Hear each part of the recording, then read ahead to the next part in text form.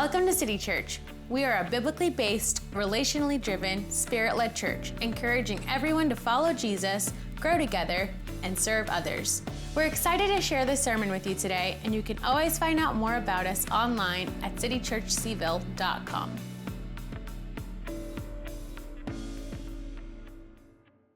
If you're newer to City, what we're doing is we are processing through the Gospel of Luke, and this message series is entitled With Jesus on the Way, and the subtitle this morning is Bigger Barns. Bigger Barns. And I don't know how you're wired, but this morning's a little bit of a bummer for me because it's the last day of summer. How many of you like summer? How many of you like winter? Those of you that like winter, I have no words whatsoever. Now, what we're going to do as a church family is we are going to share the Lord's Prayer together in just a moment. But as we get ready to share it and say it out loud, I wanted to just draw your attention again to the cards that are on your seats. In this Lord's Prayer, we pray the following thing: that God's kingdom would come and that his will would be done. Where? On earth as it is where? In heaven. God, for whatever reason, has chosen to partner with people to see his kingdom come. And Alpha is part of that. Maybe you're here and you have questions about faith. You're not really sure who Jesus is. Alpha is for you. But also we want to encourage you to invite people to come to the Alpha course that'll be beginning, and this is the last full week to invite people. So I wanted to encourage you to do that. You can take that card. There's a QR code on the back. You could give it to a friend or an enemy and then invite them to come to Alpha. So I wanted to encourage you to do that. Now what we're going to do is we're going to pray the Lord's Prayer out loud together. So here we go. This then is how you should pray. Our Father, who is in heaven, hallowed be your name. Your kingdom come, your will be done, on earth in Charlottesville as it is in heaven. Give us this day our daily bread, and forgive us our trespasses as we forgive those who trespass against us. And lead us not into temptation, but deliver us from the evil one. If you could remain standing just for a moment, I want to read the biblical passage from the Gospel of Luke that we're going to be taking a look at this morning. It's found in Luke 12, 13 to 21, and it's known as the parable of the rich fool. Here's our story. Someone in the crowd said to him, "Teacher, tell my brother to divide the inheritance with me." And Jesus replied, "Man, who appointed me a judge or an arbiter between you?" Then he said to them, "Watch out. Be on your guard against all kinds of greed. Life does not consist in an abundance of possessions." And he told them this parable. The ground of a certain rich man yielded an abundant harvest. Then he thought to himself, "What shall I do? I have no place to store my crops." And then he said, "This is what I'll do. I will tear down my barns and build bigger ones, and there I will store my surplus grain. And I'll say to myself, you have plenty of grain laid up for many years. Take life easy, drink, and be merry." But God said to him, "You fool, this very night your life will be demanded of you. Then who will get what you have prepared for yourself? This is how it will be for whoever stores up things for themselves, but is not rich towards God." Turn and give your neighbor a fist bump, high five, hug, or a handshake. Greet one another for the next few moments. With Jesus on the way, and this message is entitled Bigger Barns. Bigger Barns. The reality of it is I know quite a bit about barns. Reason is I grew up on a farm in Wisconsin. And so my father was an engineer, and he was an executive engineer in the pulp and paper industry, and he determined it would be a very bad idea for me and my two older brothers to grow up without a lot to do. So he bought a farm in Wisconsin, and he was working in the corporate pulp and paper world. So here's a picture of the farm that I grew up on. We raised beef cattle. We raised hundreds of chickens in this barn. Next slide. Here's some other pictures of the barn. And notice on the downhill slide, you see someone's on a sled. Can you see that? I don't know if that's me or not. Next slide. Here's another picture of our farm from standing in one of our cornfields. Next picture. Here's a picture of what our farm looked like from the highway that went in front of our home. Next picture. This is me in the middle. My two older brothers. This is a picture of the barn behind us when my dad got his MBA at the University of Wisconsin. And then next slide. That's just a picture of me with my brother Scott. That is our German Shepherd. His name was Jinx. I'm the one that's trying to ride him. And Jinx was a purebred German Shepherd. His mom was an albino, and his dad was a regular-looking German Shepherd. And we had the German Shepherd to protect the barn. And let me just put it this way. Pity any fool who tried to get in the barn when we weren't home. This dog was an amazing animal. Needless to say, I know quite a bit about barns. The farm that I was raised on, we had 125 acres. It was part of a 125-acre parcel. And I want you to also notice, did you see how many snow pictures there were? Did you catch that? Did you log on to that? That's why I live in Virginia. Because growing up on a farm where it's 20 below, like 11 3/4 months out of the year was just too much for me. And I determined by the grace of God, I would live where it is warm. But that was the farm I was raised on. The title of this message, again, is With Jesus on the Way, Bigger Barns. I looked up the biggest farming operation in the country. It's the Babbitt Ranch in Arizona. It covers 750,000 acres, or 1,172 square miles, which is much larger than the entire state of Rhode Island. Could you imagine? And they run 8,000 head of cattle. I don't know, isn't it shocking? If that's not bigger barns, I don't know what is. But in our text, what we discovered was, if you were to read the beginning of chapter 12, there are thousands of people that are crowding around Jesus. Thousands of them.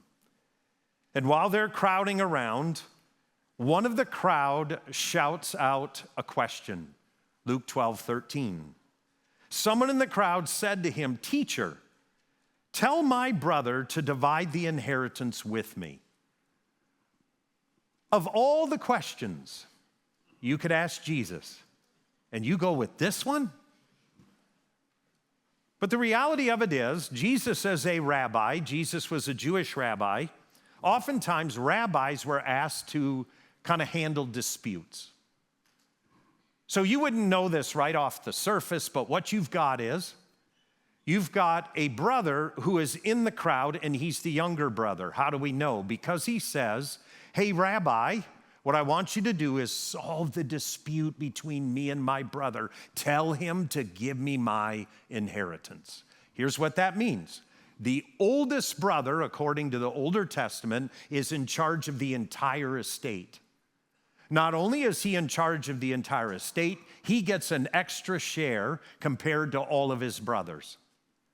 So the idea would be, if there's two brothers, the oldest brother gets 2/3 and the youngest gets 1/3, and the oldest brother makes all the decisions about when stuff is sold. So the younger brother's in the crowd. "Hey, Rabbi, can you tell my older brother to give me my inheritance?" He shouts it out from the crowd. So what you can imagine is the older brother's standing there too. "Jesus, tell my brother to sell off the property. I want my money." Of all the things you could ask Jesus, and you come up with that. Now, as we journey into our story, there are some warnings for all of us. Some warnings. If you look at the request, at first, it sounds pretty cool. Good request. But here's the thought. The man in the crowd had already decided what Jesus must do. He isn't really making a request. He's ordering Jesus to carry out his plan. The other thing is this. The man in the crowd makes a request of Jesus that shows what matters to him most. Not relationship, but money. And it's on the heels of that interaction that Jesus begins to say a few things. In Luke 12:13, it says, then Jesus said to them, who's the them? Is it the two brothers? Or is it the thousands of people that are crowding around him? And the answer is yes. Jesus says to them, watch out, be on your guard against all kinds of greed. There's all different kinds of it. Now he gives one example. Here's an example of greed. Life does not consist in an abundance of possessions. But if you're like me, when I begin to process these type of episodes, I say to myself, but Jesus, it takes stuff to live. Gotta have stuff. How many of you know that's true? By the way, in the Newer Testament, in the book of Acts, we see that disciples have homes and they're throwing meals for each other. So what's the deal here? What is Jesus referencing? But here's a thought based upon Jesus' warning.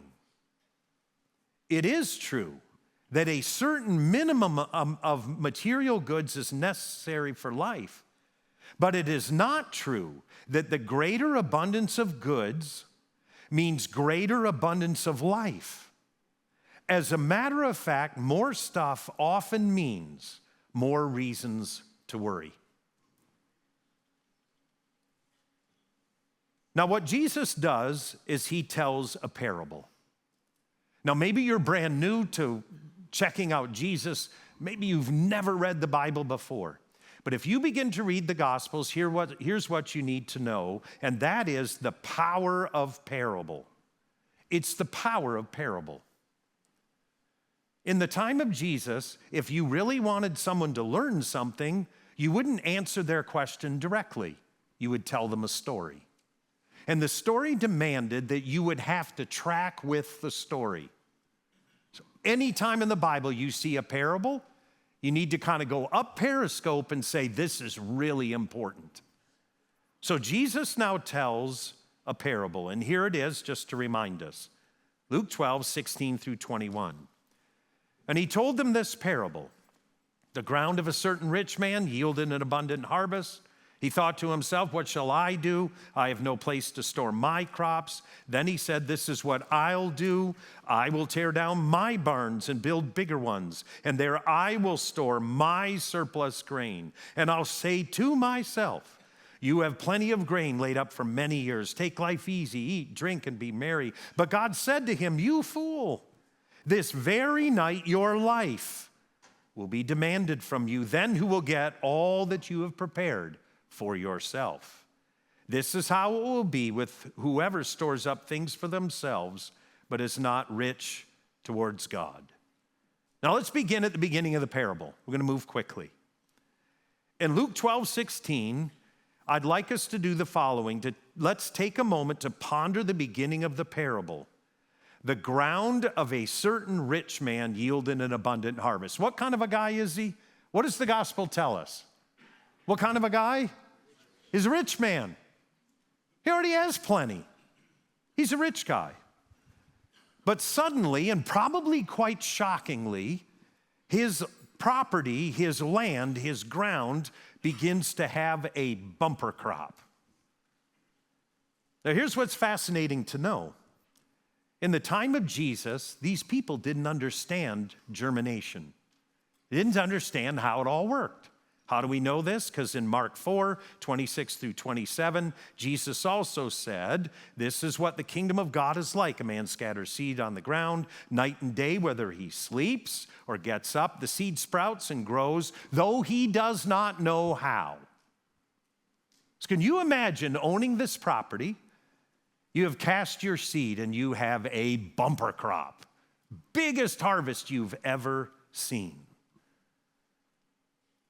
What would your reaction be? Well, Luke 12, 18 through 20, the parable tells us what he does. It says, then he said, this is what I'll do.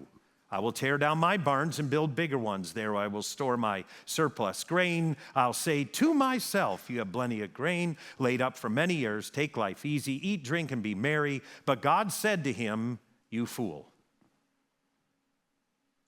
A quick little understanding of this parable.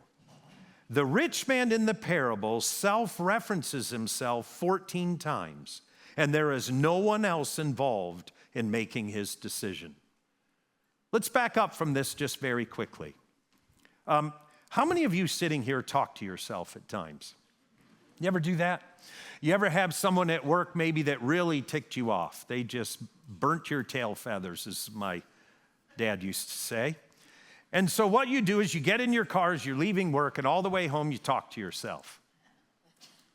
I this, I that, how dare they, me this, me that, and you get home. How'd that conversation go? Then you get in your car to go to work the next day, and all the way into work, you're having that exact same conversation with yourself. Have you ever noticed, like I do, that those conversations never really land well? Ever notice that? But when you invite someone else in, say, hey, listen, Fran, I'm really wrestling with this, I'm struggling with this, and there's another perspective. What I have found is when I make decisions or I come to terms with things with having a conversation with myself, it doesn't end well. Now, with all that said, we've got this guy who's having a conversation with himself. And when he sees the abundance of the crops, he says, I'm going to build bigger barns, and 14 times he self-references himself in the midst of figuring it all out. But as the parable begins to end, Luke 13:20, God responds to him. And God says, this very night your life will be demanded from you. Demanded, the Greek word there commonly is used for the return of a loan. His entire life was on loan, and now the owner, God, wants the loan returned. What an amazing shift in perspective. It isn't my bumper crop. God blessed me with it. It's not that I'm rich. It's God has blessed me with skills and understanding of things, and because of that, I've done well. But all of a sudden, Jesus begins to shift the paradigm. And in our story, what we discover is my life isn't my own. It's on loan. I'm a steward of it. I don't own it. And if God has blessed me, he has blessed me. And I recognize that. But our parable ends in Luke 12:20, where it says, then who will get what you have prepared for yourself? Who will get all the stuff? Now the cycle is going to repeat itself. So how do we put feet to our faith with this story? One thought would be this. The guy did not get rich overnight. And then the text tells us that the ground of a rich man yielded an abundant harvest, and he thought to himself, what shall I do? Now, here's what I want to explain as best as I know how. I am safely assuming that all of us sitting here, somewhere, somehow, in the rearview mirror of your life, you've had something that has moved towards your life that was truly a blessing. It was a huge positive. Might not have been a bumper crop. You may have never been raised on a farm, but something really good has come your way. And when it does, you have a choice to make in that moment. Is it going to be all about me, or am I going to be willing to admit that other stuff was in play that brought that my way? Notice what it says. The ground of a certain rich man yielded a bumper crop, and he thought to himself, what am I going to do? And when you ask yourself that question, that is the critical question. But what you do next matters hugely. Hugely. On the farm where I was raised, my dad had a theory about farm equipment. And I want to tell you what the theory was. It was this. He had 3 boys. And here was his theory. You know how I know his theory? He told me what it was. Here was his theory. If there was a piece of farm equipment that would do something, but 3 boys could do the same thing, we were never going to buy the farm equipment. That was his theory, and I knew it because he told us repeatedly.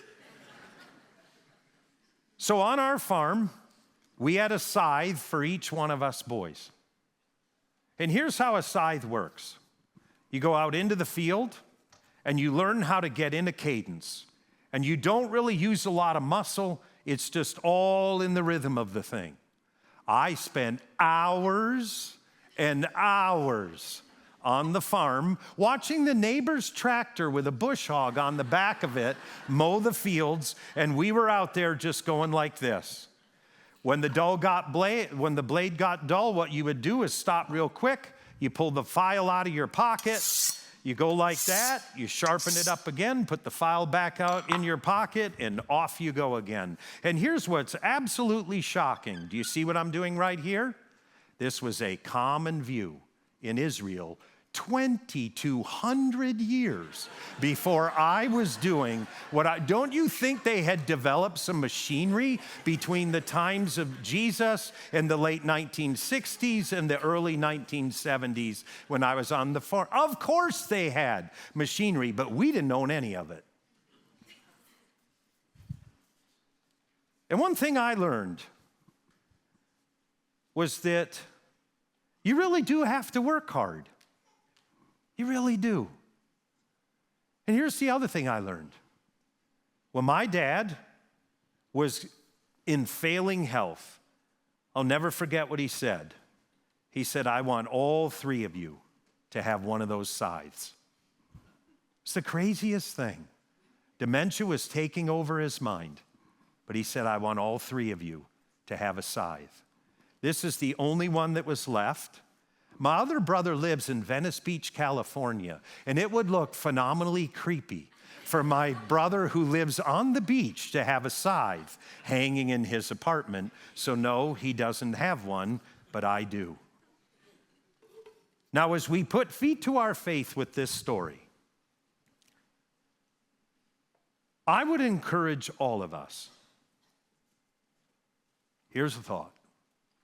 While you are young, learn the spiritual discipline of offering this to God the smallest of victories.